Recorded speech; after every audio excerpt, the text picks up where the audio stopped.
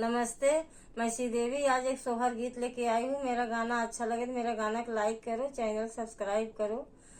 अरे अरे काला भावरवा कलई तोरी जतिया कलई तोरी जतियाई हो भौरा जू मोरे सुबवा के दिनवा ने मत पहू चौने मत पहुँचऊ हो।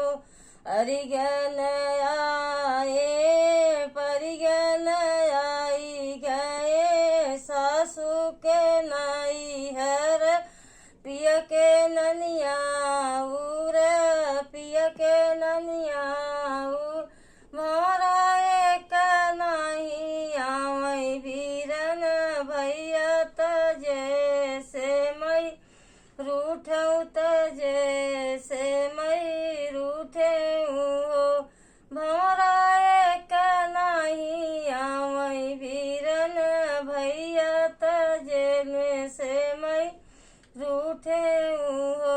मचियाई बैठनी सासू भी रहिया बोलिया बोलै बिरही बोलिया बोलाई हो बहु तोरी भैया बाटे नीर धनिया तहिया कैसे अही तहिया कैसे अही हो बहु अरे तोरी भैया बाटे नीर धनिया तहिया कैसे अही तहिया कैसे अही हो। तनी बचन सुनी बहिनी त मानवा दुखित भाए मानवा दुखित भाए हो बहिनी को छावा में ली तिल चौरत सूरुजुम नाई सूरुज पैया लगाई हो बहिनी को छावा में ली है तिल चौरत सूरुजुम नाई सूरुज पैया लगाई हो।